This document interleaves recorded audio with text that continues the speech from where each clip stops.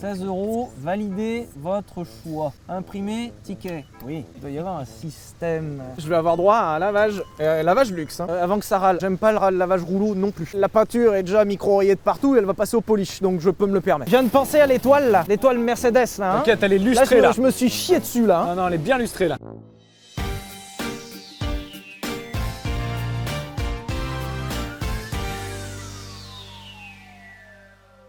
Monsieur le Président, bonjour. Oui, dépêchez-vous. Vous pouvez pas m'avancer le siège devant là? Bien sûr. Vous avez pas le bouton là? Ah non, je crois qu'elle l'a pas celle-ci. Écoutez, mais je suis votre chauffeur, je suis là pour ça. Hein. Oh oui, bah dépêchez-vous plus loin que ça. Hein. Vous avez vu les grandes guibolles que j'ai? Monsieur, où allons-nous? Nous allons sur le parking là-bas. De la piscine. Tout droit. Il n'y a pas les sièges chauffants non plus par ici. Ah non, mais vous avez le velours, monsieur. Mais il est terriblement agréable, le velours, monsieur, voyons. Assez peu en réalité. N'oubliez pas, monsieur, derrière cette étoile brille votre réussite. C'est entendu. Maintenant, si vous pouviez juste un tout petit peu fermer votre gueule, j'essaie de dormir. C'est marrant parce qu'on commence la vidéo par un roulage. Ouais, bah ouais, on est comme ça, nous on change. Regarde comme je bouge le volant avec une aisance et une simplicité. Comme si cette voiture n'était pas un péniche, quoi. Pas une péniche. Ça n'avait aucun sens. Las vehicules n'est pas une Comme péniche. si les voitures n'étaient pas péniches. J'ai envie de péter, tiens. Le velours est fait pour absorber justement tous les pets. Ah bah parfait. Voilà, quelle beauté, stop, vous êtes merveilleux. Ah, du plastique. Non, c'est pas possible. Ça, c'est pas du plastique, c'est de la pierre Ah ouais. qui a été lissée. C'est incroyable. Dis bonjour. Non. J'ai pas envie. Eh ben écoute, ça va super. J'ai récupéré mon permis au moment où on est là, il y a à peu près 3 semaines. Voilà, c'est bien simple. Cette voiture qui est ma nouvelle voiture que je vais vous présenter tout de suite, je l'ai achetée dans un état clinique. Clinique. Alors je sais que la dernière fois que j'ai dit ça, C'était sur ce parking. et c'était une erreur aussi, ouais. Mais ce qui est bien, c'est qu'on n'apprend jamais de nos erreurs. Non. Cette voiture, je l'ai achetée il y a maintenant plus de 3 mois. Sauf que je l'ai achetée quand j'avais pas le permis. Parce que j'ai vraiment trouvé cet exemplaire précis qui me plaisait. On va en parler en détail tout à l'heure, que c'est très difficile à trouver ça en bon état. Donc j'ai acheté cette voiture sans pouvoir la conduire. Alors c'est bien simple, tout le monde l'a conduite. Arthur, on salue, hein, la conduite. Joseph, que je salue, et qui m'a bien aidé dernièrement, la conduite. J'ai un pote qui l'a conduit. Bah toi, tu l'as pas conduit. Non. Bah ça sera ta première fois finalement. Ça vraiment, j'en ai le kiki tout dur là. Tout le monde l'a conduite. La voiture est dans un état clinique. La voiture, elle marchait super bien. D'accord? Jusque-là, tout va bien. Le jour où je récupère mon permis, je m'installe à cette place-là. Je fais 30 km. Tout va bien. Au moment où j'arrête la voiture à destination, tout est mort. genre je l'ai acheté, tout le monde l'a conduite, il n'y a jamais eu de problème. Je la conduis 30 km, tout est mort. On a fait des bornes, hein, parce qu'on allait la chercher où? Vers Dijon là? À Montargis, sans moi au volant, elle a fait plus de 500 bornes, tu vois, ça va. Sans problème. Je la prends 30 bornes, fini. Donc j'aimerais remercier en particulier Joseph et Arthur du CNVA qui m'ont aidé sur leur temps perso à remettre en état ce véhicule. Alors c'est bien simple, j'avais un problème de refroidissement qui avait jamais été apparu. Bah là voilà, j'avais un gros problème de ralenti qui est plutôt résolu et on a découvert que pour travailler sur ce véhicule c'est l'enfer. Bah on va commencer tout de suite en vous disant que si ça coûte pas cher c'est qu'il y a une raison, comme je vous dis tout le temps. Et comme je suis con, je le fais quand même pour vous montrer qu'il faut pas le faire. Parce que moi j'aime mes abonnés, contrairement à toi. Toi tu achètes des véhicules qui marchent. Ah bah pardon. Pauvre merde. Ah bah excusez-moi. Toi tu montres pas aux gens que c'est des mauvaises idées d'acheter des trucs qui marchent pas. Non d'accord. Moi je vais garder mon rôle de je vous montre les bonnes idées. Moi je vous montrerai les mauvaises idées. Donc je vous présente mon nouveau véhicule. Voici la somptueuse 500 SEL.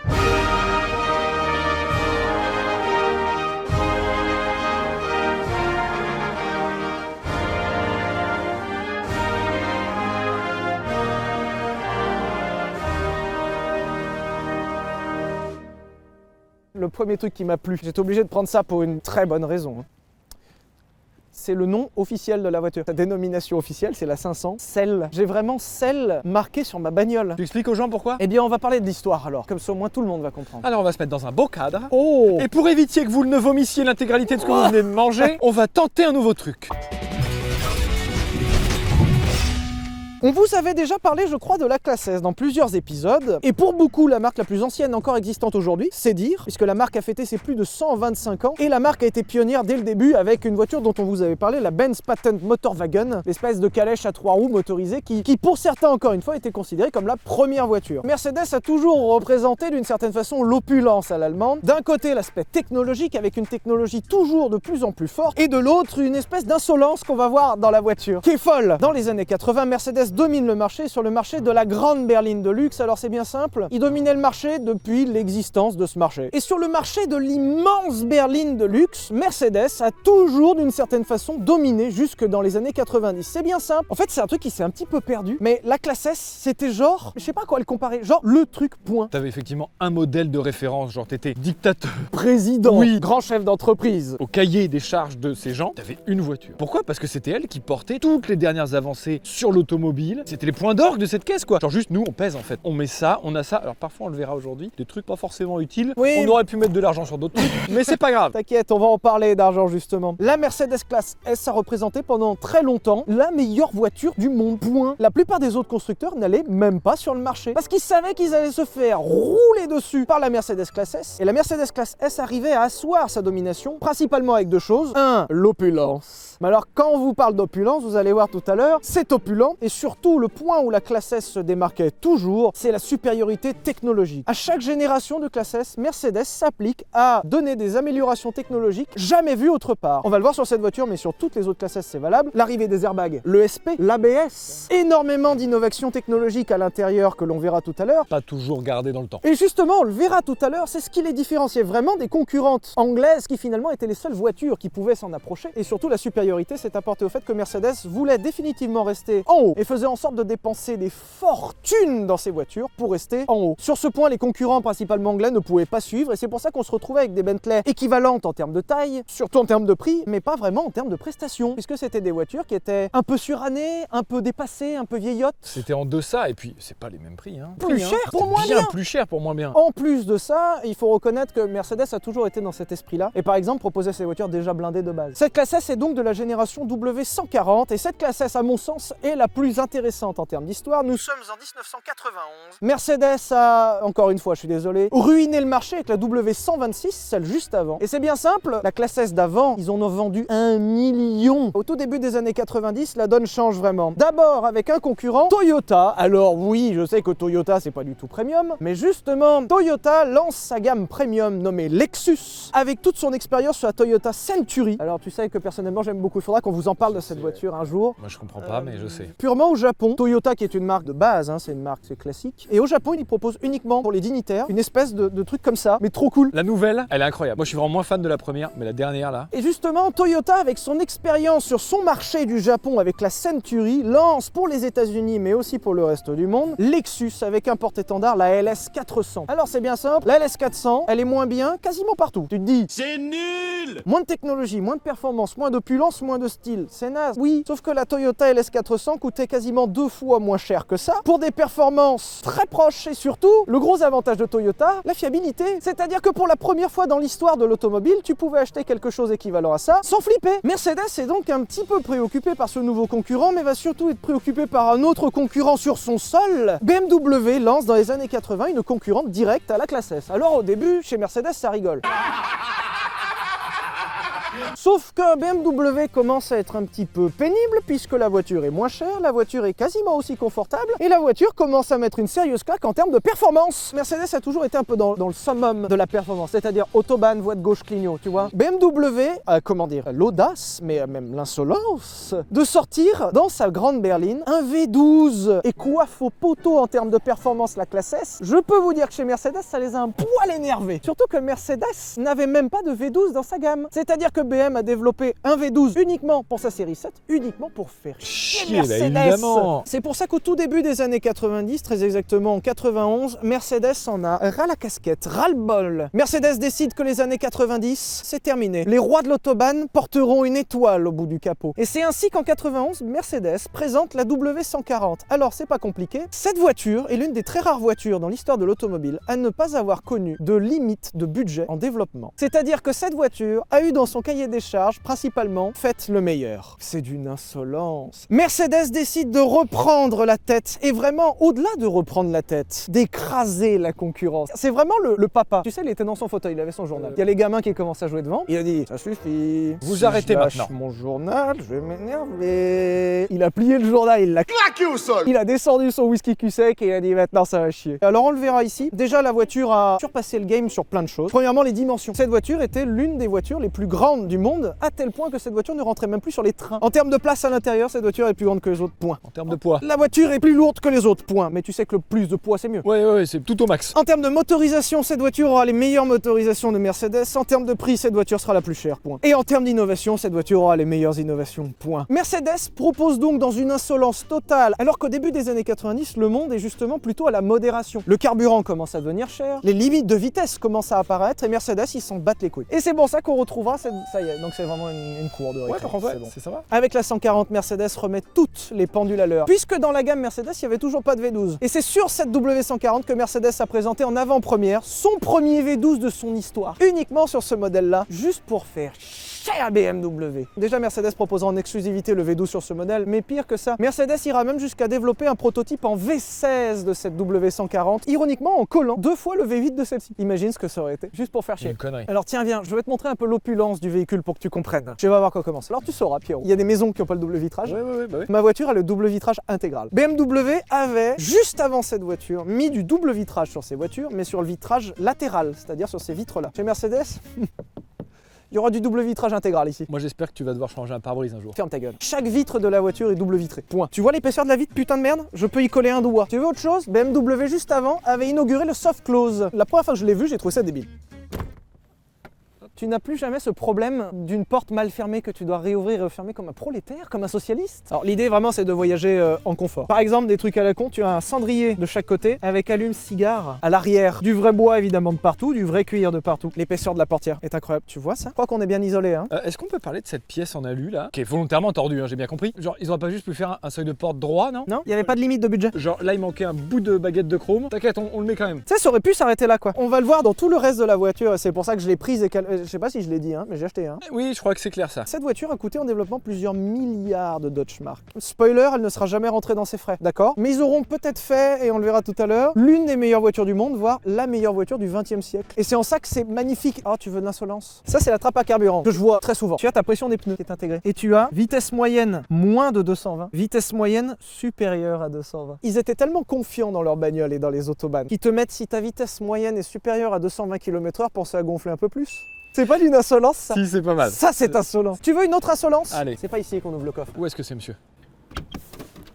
Ils se sont cassés le cul à te faire un système pneumatique, parce que c'est un système pneumatique avec une pompe pneumatique qui te sert juste cette petite poignée en véritable métal chromé. Et le coffre est équipé du soft close aussi. Pardon hein. Tu en veux une autre insolence? Ça c'est l'antenne radio. Sauf que j'ai une antenne ici et j'ai une antenne là-bas. Téléphone? Laissez-moi rire. Voici les antennes de recul. J'avais zappé C'est cette les connerie. antennes de recul. Spoiler, ça sert à rien du tout hein. Vu que la voiture est un peu longue, on le verra tout à l'heure, c'est souvent chiant. Il n'y avait pas de technologie pour t'aider à reculer. Et c'était pas encore le game où ils l'inventaient Mercedes, donc calmez-vous. C'est arrivé un peu plus tard, donc les phases 2 recevront le radar de recul, mais pas les phases 1 comme celle-ci. Donc ils se sont dit, il faudrait un truc pour t'aider à manœuvrer. Ils ont inventé les antennes de recul. C'est-à-dire que lorsque tu engages la marche arrière, il y a une antenne qui sort et qui bip pas hein. C'est juste pour que tu la vois dans ton rétro et que tu dises ok mon cul est là. Voilà, c'est tout. En fait, l'antenne est censée sortir pour que tu puisses la voir dans ton rétroviseur et que tu puisses voir en fait où est le bout de ton coffre. Une autre insolence. Allez, on y Alors va. passe sur le siège passager. Quand je te dis qu'ils sont allés dans l'insolence, tu veux de l'insolence? Là, j'ai en option sur ce véhicule la mémoire des sièges, d'accord? Donc ta mémoire des sièges, elle mémorise la position de ton siège. Comme ça au moins quand tu arrives dans ton véhicule, quelqu'un te l'a modifié. Toi tu as enregistré ta position à 1, tu appuies sur 1 et ça te remet ton siège là où tu étais. Cette voiture est l'une des premières voitures à accueillir, en plus de la mémoire du siège, la mémoire des rétroviseurs. C'est-à-dire que la voiture retient également la position des rétroviseurs extérieurs, comme ça au moins tu arrives et tout est à ta taille. Sauf le rétroviseur intérieur, monsieur. Lui là, tu peux pas le mettre, tu sais, t'es obligé de le mettre à la main. Eh bien, figurez-vous. C'est ridicule. C'est terrible. Cette voiture a été la première et la dernière à accueillir un rétroviseur central électrique. Je vous ai dit que tout n'a pas été gardé. Pour la simple et bonne raison déjà que c'est d'une insolence formidable de dire je n'ai même pas besoin de toucher mon rétroviseur central pour le régler. Ça c'est cool. Mais surtout pour une deuxième raison qui est que du coup avec ce système, le rétroviseur central est enregistré dans la mémoire, c'est-à-dire que je n'ai vraiment rien à toucher. Sauf que ça, tout le monde n'était pas au courant. Ils ont peut-être pas bien fait la com, parce que tout le monde attrapait le rétro central à la main. Sauf qu'il n'existait pas à l'époque de moteur de ce type-là débrayable. C'est-à-dire que si tu tires trop fort, ça casse le moteur. Point. Et en l'occurrence, tu vas chez Mercedes et ça coûte une fortune. Et les gens étaient tellement mécontents de ça, ils le cassaient, ils le ramenaient chez Mercedes, les gens hurlaient. Et ça existait uniquement sur la première année et demie. Il y a à peu près un peu plus d'un millier de véhicules qui ont été équipés de ça. Et j'ai cette option, ce qui est ultra cool. Ça sert à rien. Et puis, on a des options tout à fait Mercedes de l'époque avec, par exemple, les appuis-têtes arrière électriques.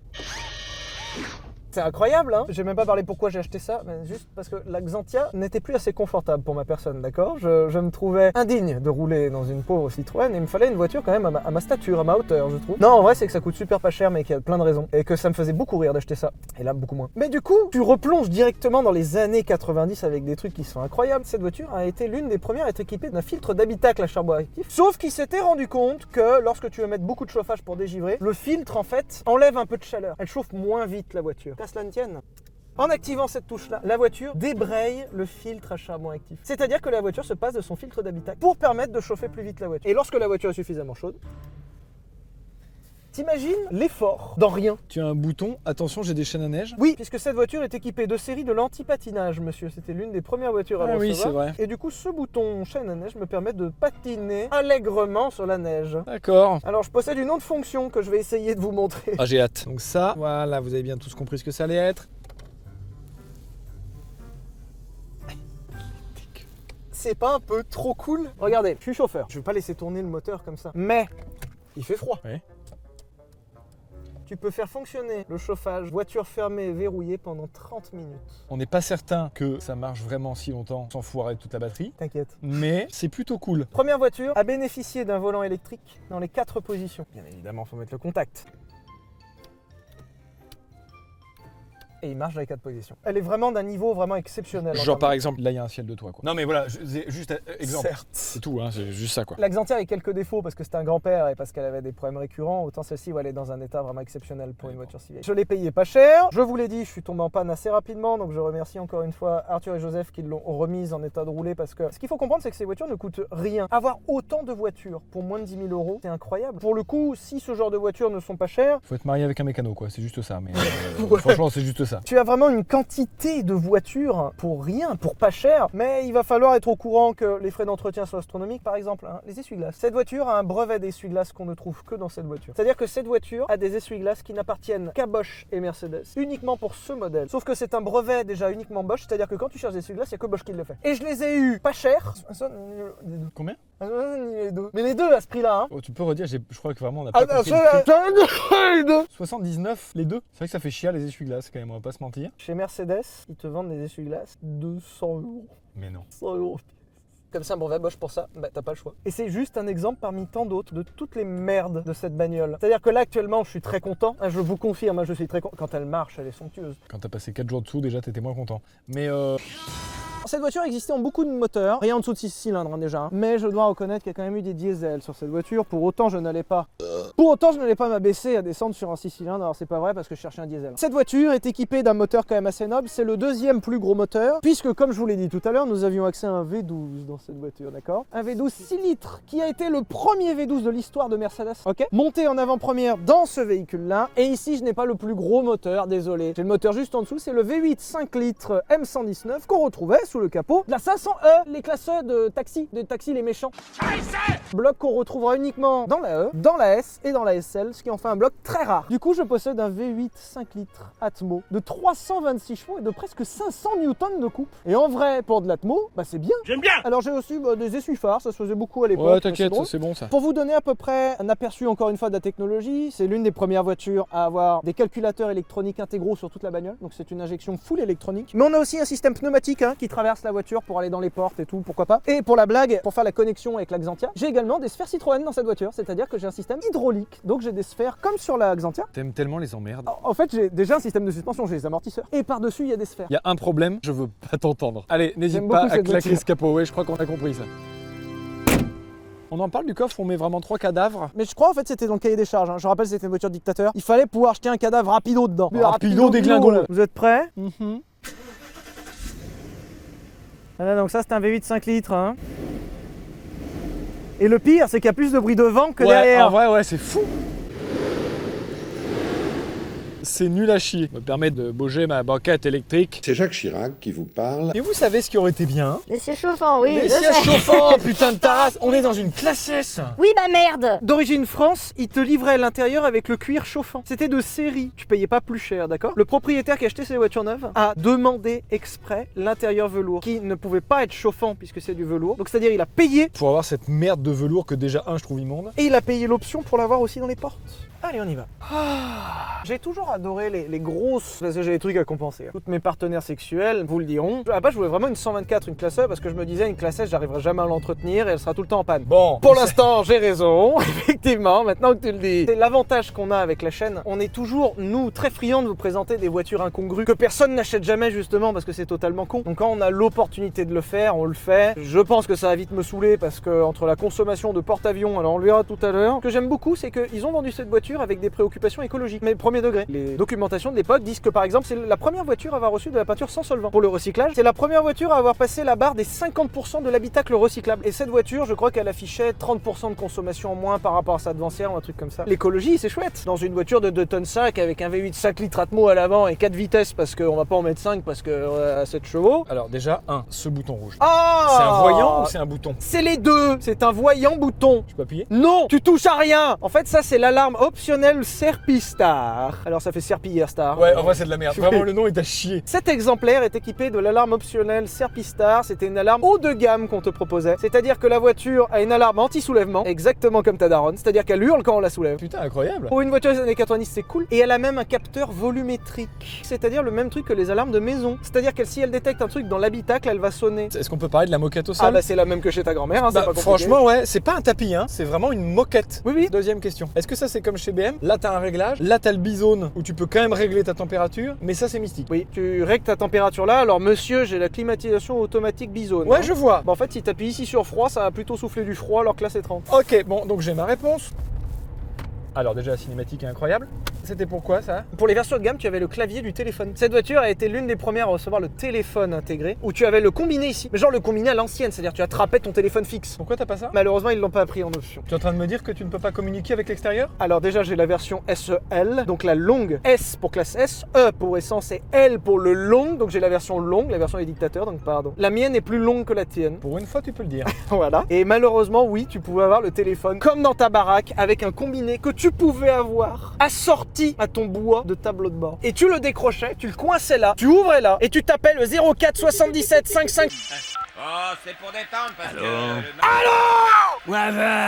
Et blam, tu raccrochais. Voilà, forcément c'est des gens qui hurlent. Dans ces voitures-là, c'est des gens qui engueulent les Tu autres. pouvais avoir le téléphone même à l'arrière, hein, Bah, si tu étais j'espère vraiment bien. dignitaire. Hein. Oh, montre aux gens sans le casser. Ouais, vraiment là c'est... Ouah, c'est un miracle qu'ils Donc sont je pas pétés. possède une boîte à gants qui est réfrigérée, mais surtout tu y retrouveras le pire porte-gobelet de l'histoire de la Terre. C'est véritablement un porte-gobelet de série, hein. C'est de série, c'est Mercedes qui a installé ça. Vraiment, il est pas pété, c'est un miracle, d'accord? Ouais. Là tu peux mettre ton petit stylo, là tes petites pièces. Tu te rappelles l'époque du péage avec les paniers? En fait, tu avais ta monnaie de péage. Tu attrapais tes Deutschmark et tu les jetais dans le panier. Toute cette voiture est remplie d'anecdotes. C'est ça que j'adore en plus, elle a un charme fou. Aux États-Unis, le porte-gobelet, c'est un indispensable. C'est une option, vous pouvez pas ne pas avoir de porte-gobelet. C'est une erreur. Et pour le coup, Mercedes, quand ils ont exporté cette classe S aux États-Unis, ils avaient oublié de faire un porte-gobelet. Donc, ils se sont dépêchés de mettre un porte-gobelet à la hâte avec ce qu'ils pouvaient en termes d'ingénierie. Et donc, bah, ils ont fait ça. Au moins il y en a un. Tu veux une accélération? Oui. Alors, par contre, faut juste réserver avant. Donc, tu appelles. Général Bertino, l'appareil. J'ai réservé une accélération pour le lundi 12, s'il vous plaît. Pas de problème. Ils te répondent, ils te disent ok, c'est quoi votre nom, réservation terminée, merci.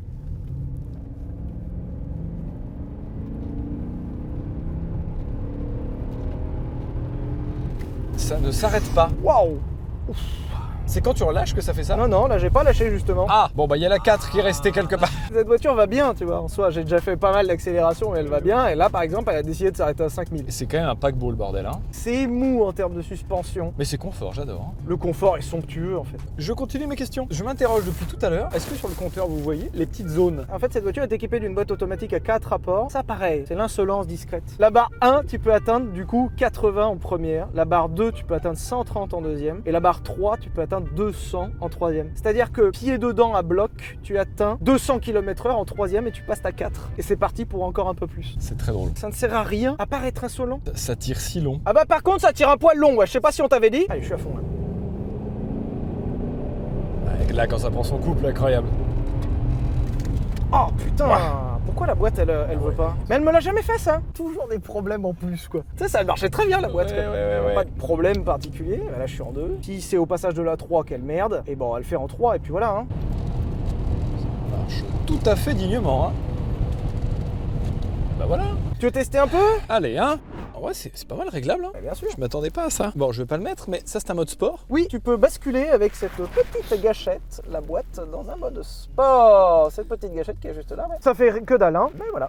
Ah, j'aime bien ce genre de truc. De toute façon, ça je te l'avais dit, j'adore ce genre de paquebot. Après, sans les emmerdes du paquebot, quoi, si possible. Effectivement, s'il faut être honnête, on parle d'une voiture, comme toutes les voitures de cette catégorie finalement, et comme toutes les voitures de ce niveau-là, il y a trop d'éléments. Alors quand ça marche, c'est formidable, mais bien évidemment, chaque chaque élément en plus est un élément qui peut tomber en panne en plus. Qui fait que bah, au bout de 30 ans, puisque cette voiture a 30 ans, et bah t'as plein de trucs qui cassent de partout. Donc c'est pour ça que c'est des voitures qui, dès qu'elles sont mal traitées, deviennent rapidement des énormes épaves, et c'est pour ça qu'on n'en trouve plus vraiment en bon état. T'as autant galéré à trouver cet exemplaire et que t'as sauté dessus quand tu l'as trouvé. J'ai mis 8 mois pour trouver une voiture aussi belle, parce que bah, typiquement les voitures qui sont encore vivantes aujourd'hui sont les voitures qui ont été soignées, donc ça en a enlevé beaucoup. Après, mécaniquement, on peut jamais savoir, malheureusement, on peut avoir des indices, mais on peut jamais savoir, et là, ça touche du bois. J'adore ce petit viseur là. L'étoile. Ah mais peu importe quelle est ma prochaine bagnole, je le mettrai, d'accord? Non, c'est plutôt quelle est ta prochaine cible. Oui. Parce que là, Oui. c'était très Mercedes des années 80-90. Et tu as vraiment bah, le viseur au bout. Donc bah, juste tu fermes un œil, tu vises et bam, tu tapes. C'est pas sur celle-là que tu as ta jauge quelque part de consommation instantanée? C'est tout le temps celle qui est au-dessus du 20 litres, c'est-à-dire c'est la petite jauge. Ah oui, là. tout en haut là-bas. Oui, elle bouge jamais, elle est toujours au-dessus du 20. Attends, ici je fais. Vas-y, lâche le pied. Ah bah oui, je vais effleurer.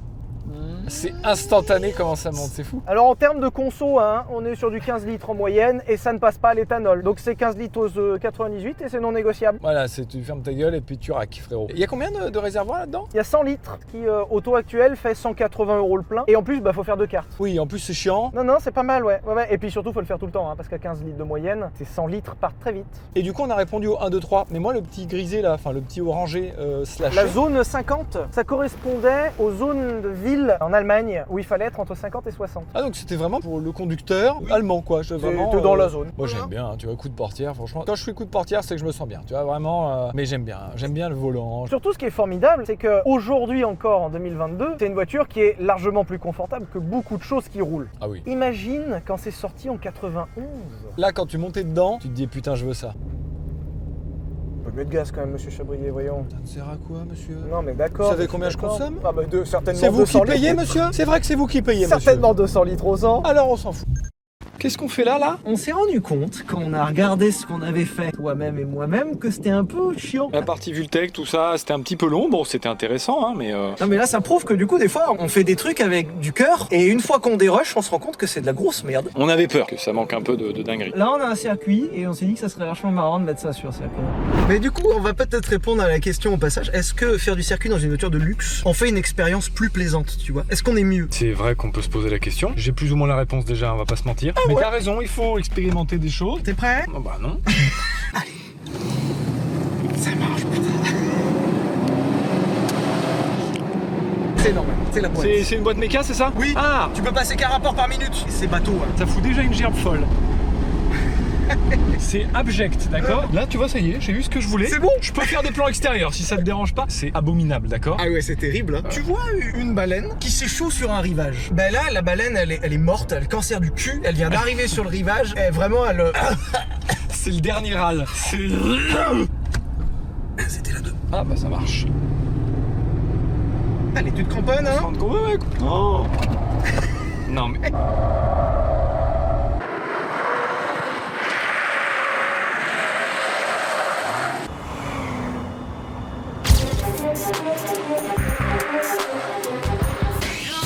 Alors bien sûr le SP, hein. Ouais. Franchement, ça tient le parquet. Étonnamment, je suis d'accord. Après, il y a beaucoup de gomme et je pense qu'elle se cramponne, mais si fort. Les pneus donnent leur vie pour qu'on reste en ligne. Alors ils y arrivent, alors bah au prix que... Mais il faut que je les change.